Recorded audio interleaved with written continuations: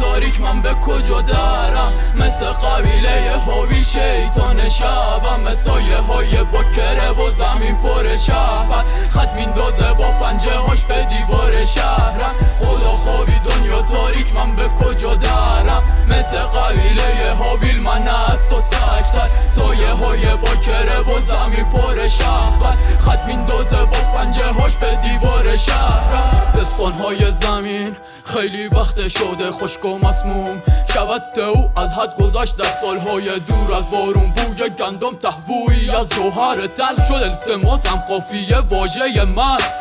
یه مرده ام دهانم تا نیمه باز، انگار فریادی تلخ از عمق راز.